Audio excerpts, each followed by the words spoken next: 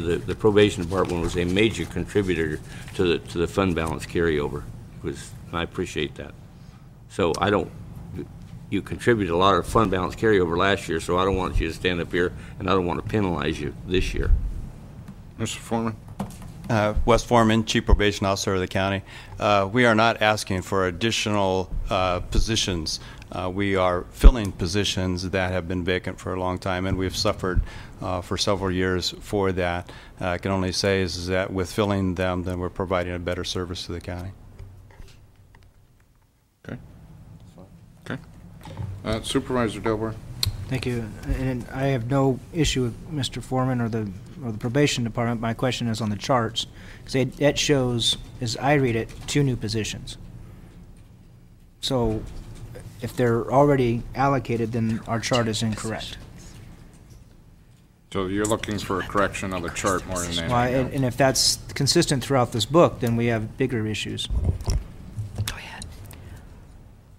We're talking probation officers and other positions, I believe during the year, not as part of the budget process, but during last year, I can't remember now how many, but maybe it was 2 legal secretary positions were added. And that was because they had not, probation did not have the staffing to be able to handle the court reports that were now being required at a higher level because they were accessing federal Child Welfare Services funds. When you access federal Child Welfare Services funds, there's a great deal more paperwork associated with it, and that's why those positions were added, and it's paid for by the federal funding. So the short answer is they were added midterm. Yes. Thank you. You're welcome.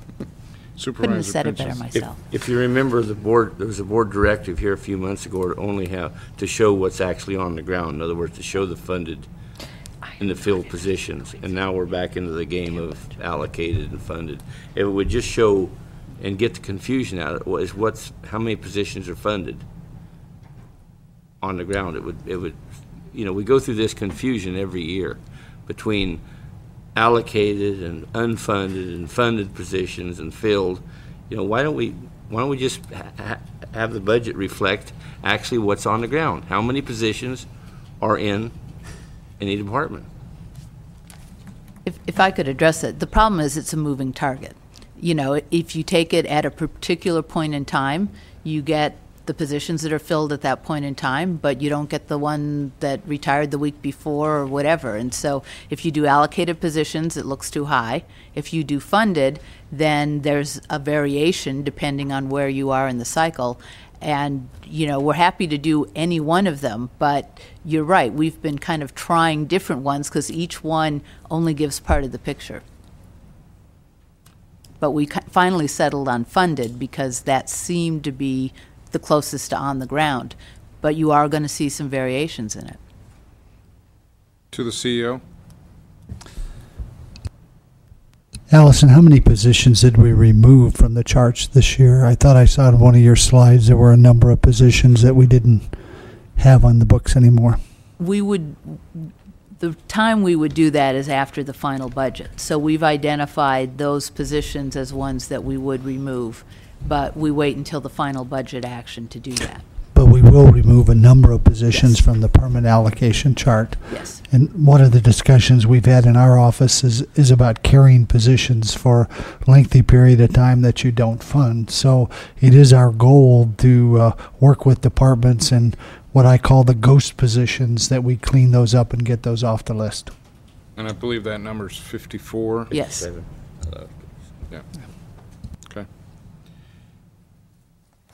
Any other comments from the board? Okay, back to comments to the public. Any members of the public wishing to speak to discussion items to this point and or written materials that are available to the public? Okay. Supervisor Pinchas. Being as we've got a few minutes, what is policy 33? Maybe the clerk? Where did you pick that up from? That's in the CEO's budget. Says there. Go to page A43. It's about a $500,000 issue.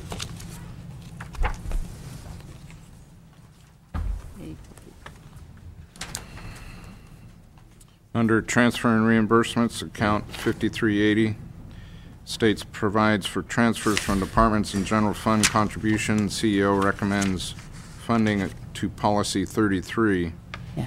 for $492,000 for 0809.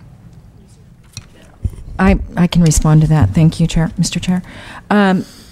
That he's referring to the capital improvements, just so that everybody's clear on this. Budget Unit 1710, Policy 33 basically is referred to here because in Policy 33, as the board has approved in the past, this is the funding for the capital maintenance projects policy. And it's referenced here in the narratives because for the proposed budget, the CEO is recommending that the funding for the Policy 33, which is 70 cents a square foot is what it references, I believe, be funded for capital maintenance projects, and that's what we funded for this year.